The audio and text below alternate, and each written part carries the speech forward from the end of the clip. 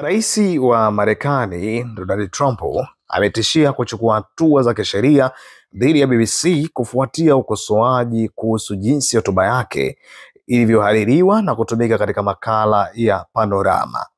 Timu yake wanasheria imeipa BBC makataa ya tarehe 14 Novemba kuondoa kabisa makala hiyo kwa ajili ya uwepo wa haki au shirika hilo likabiliwe na mashtaka ya kulipa ama kulitaka ilipe dola bilioni 1 ambazo sawa na euro milioni 760.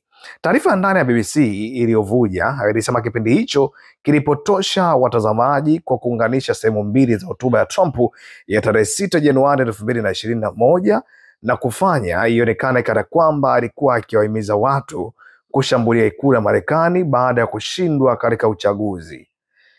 Mkurugenzi mtendaji wa BBC anayeondoka Deborah Tanes alisisitiza kuwa shirika hilo alikuwa na upendeleo wa kitaasisi baada ya kujiuzulu pamoja na mkurugenzi mkuu Tim Davie.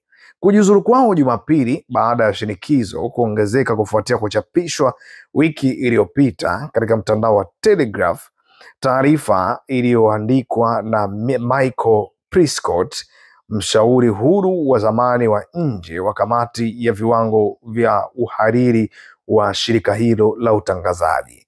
Taarifa hiyo inaishutumu BBC kwa utangazaji wake wa masuala ya Gaza, chuki dhidi ya Trump na Israeli, na kuripoti kwa upande mmoja kwa wanaobadili jinsia miongoni mwa mambo yenye utata. Pia inaangazia hariri ya makala ya Panorama ambayo sasa hivi ipo katika akaunti za Panorama. Hii ni moja ya habari ambayo kiukweli Trump ameiweka mbele kweli kweli, kwa sababu inaonyesha kama kuchafua picha yake kwa kiwango kikubwa sana. Mpaka hivi sasa CEO wa BBC ameweza kujiuzuru rasmi pamoja na makamu wake. Kwa hiyo inazidi kuonyesha picha kubwa namna ambavyo vyombo vya habari vikiweza kutumika vibaya vinavyoweza kuathiri picha ya watu, kwa sababu hiki ambacho kimefanywa kwa Trump labda ilikuwa ni moja ya hatari kubwa zaidi ambayo inaenda kutengenezwa katika karia yake ya kisiasa.